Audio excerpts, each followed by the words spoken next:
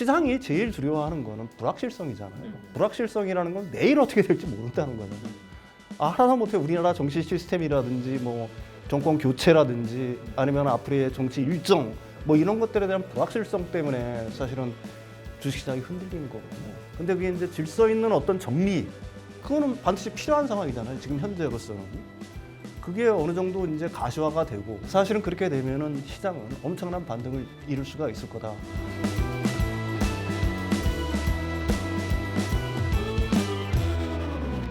윤석열 대통령의 비상계엄 사태로 국내 증시의 불확실성이 커지고 있습니다.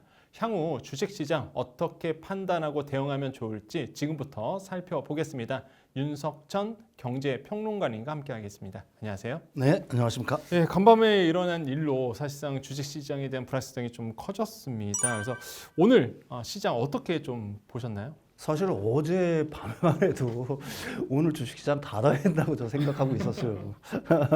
잠을 못 잤습니다. 근데 다행히도 일단은 일단락이 되면서 사실 뭐 우리나라 오늘 주식시장이라든지 환시장이라든지 불안한 마음을 뭐 여전히 연출을 했습니다만 그래도 그 정도는 좀 덜하지 않았나 생각보다 좀 덜 빠지지 않았나. 사실 뭐 어제 한참 심할 때는 야간 선물 같은 경우에는 뭐 거의 6% 정도 막 빠지니까 지금 이대로 가면은 오늘 우리나라 주식시장은 진짜 완전히 폐장하는 게 사실은 이게 국민들의 건강을 위해서 예, 훨씬 낫다. 뭐 이런 생각을 해보고 있었는데 다행히 뭐 일단락이 되는 바람에 어쨌든 시장은 뭐 내리긴 내렸죠. 뭐 코스피 같은 경우에는 뭐 1.4% 정도, 코스닥 같은 경우는 한 1.9% 내렸는데 개인하고 우리나라 기관들은 조금 산 반면에 다 외국인들이 역시 던졌더라고요. 뭐 아무래도 외국인들은 불안하겠죠.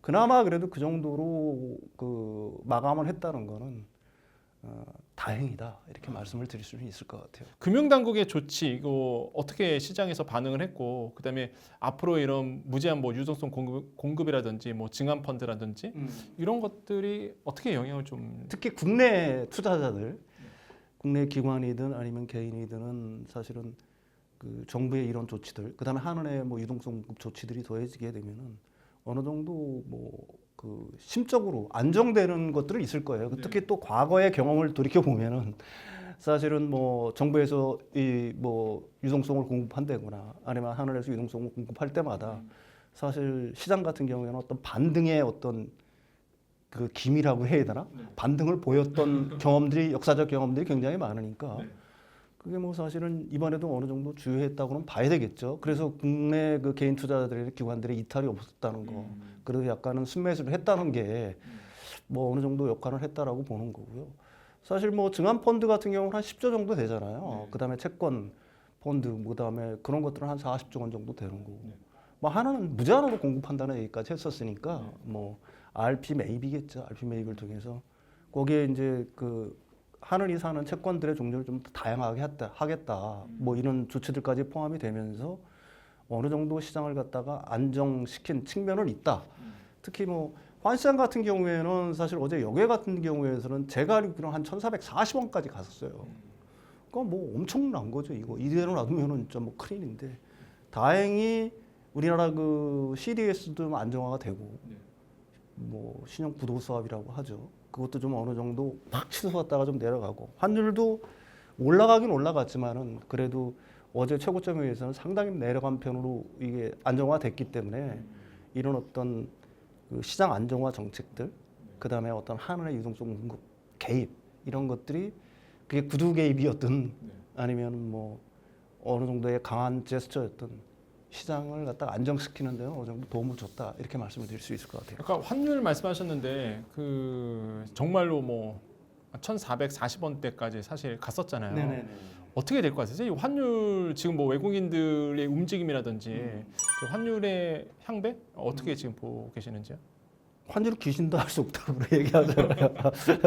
근데 일단은 뭐 이번 어떤 불확실성, 어떤 한국 정치 아니면 시스템에 대한 어떤 불확실성, 뭐 그것 때문에 일단 환율이 치솟은 거니까 사실 다른 요인들이 있다라고 하기보다는 그 부분인데 안정화되는 게 가장 중요하겠죠. 그렇지만 그 부분이 안정화되기까지는 일시적 변동성은 피할 수가 없을 것 같아요.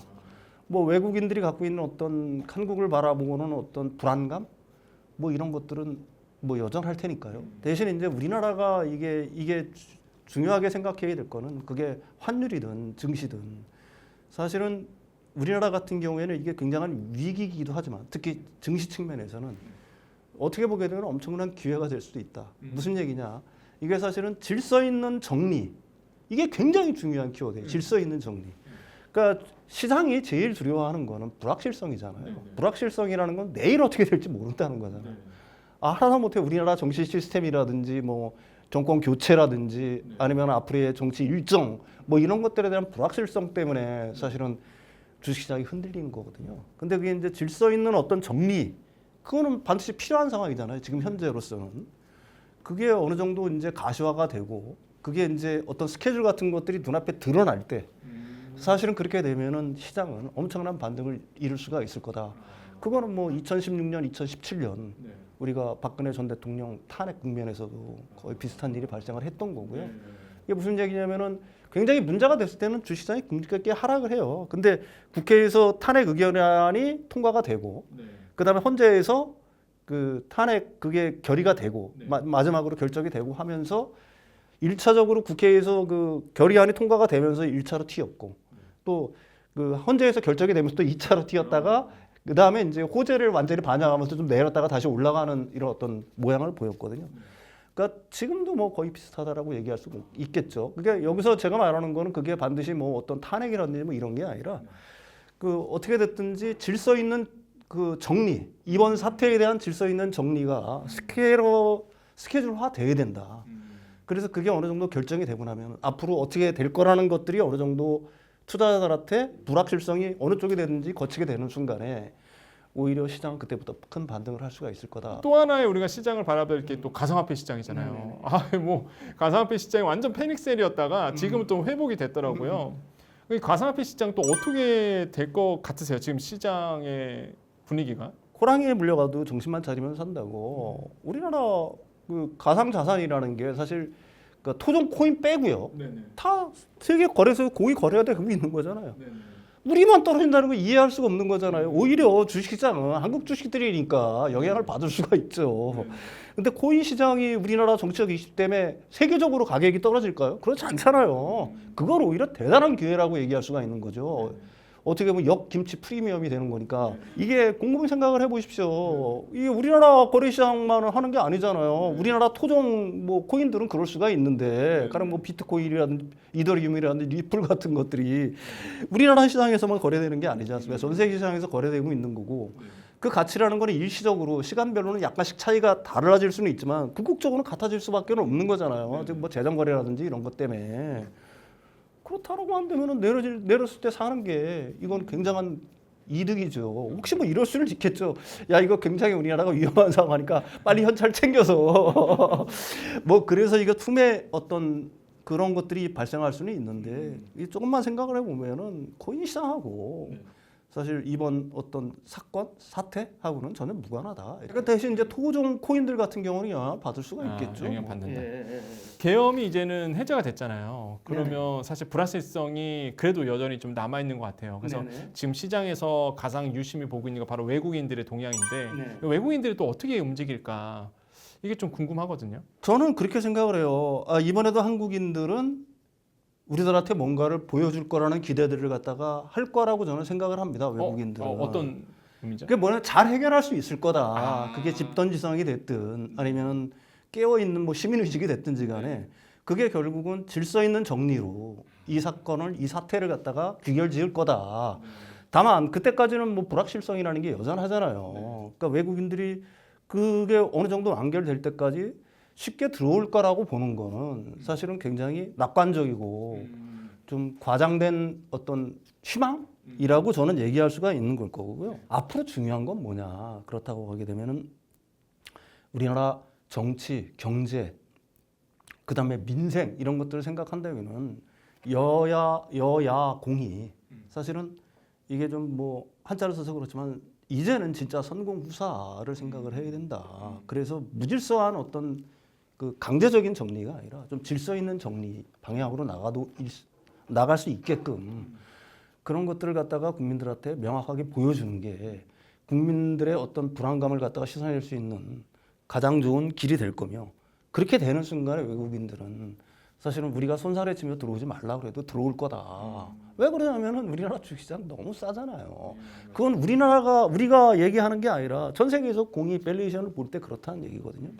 굉장히 싼 구간입니다. 그렇다라고 한다면은 외국인들 같은 경우에는 언제든지 들어오려고 하겠죠. 그렇지만은 그게 어떤 불확실성의 증폭. 저 시장 어떻게 될지 몰라. 저 나라 어떻게 될지 몰라라는 어떤 불안감이 팽배해지면은 쉽게 들어오려고 하겠어요. 그러니까 결국은 얼마나 빨리 그거는 뭐 정치권의 목만이는 아닐 거예요. 국민들도 거기에 충분히 뭐 목소리를 내고 의견들을 내서 얼마나 빨리 질서 있는 정리로 그 이번 사태를 갖다가 마무리 지을 것이냐. 거기에 따라서 우리나라 주식시장의 향배도 달라질 거라고 봅니다. 그럼 빨리 사태가 수습돼야지만 사실 이런 이제 외국인들이 수급이 잘 들어올 수 있다.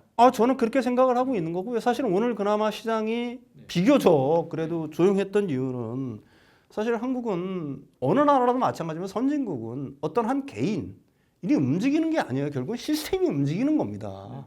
시스템으로 움직이는 거예요. 일단 그게 해결이 됐다는 건 일단 시스템이 어떻게 됐든 해결을 했다는 거잖아요. 눈에 보이는 힘이든 눈에 안 보이는 힘이든지 간에 그가 작용을 했기 때문에 이번 사태가 그래도 단 몇 시간 만에 매듭을 지어졌다라고 저는 생각을 해요. 만약에 그런 게 없었다라고 한다면 엄청난 혼란이 있었을 수밖에 없겠죠. 일론 머스크가 와우 그랬다면서요.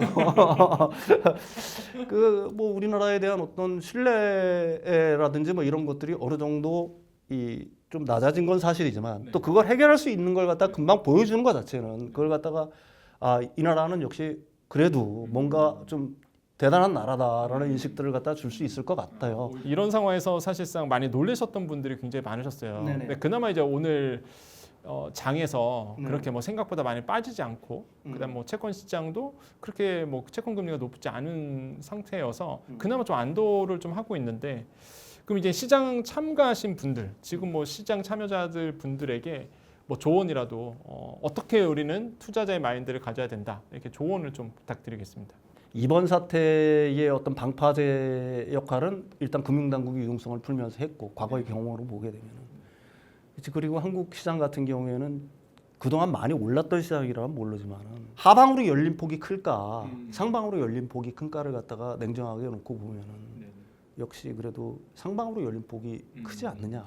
그 다음에 무엇보다도 제가 계속 거듭 굉장히 추상적인 얘기로 여러분들은 들릴지 모르겠지만 한국 국민들의 어떤 뛰어남, 그 다음에 집단지성, 그 다음에 아직도 한국에는 시스템이 움직이고 있다는 거.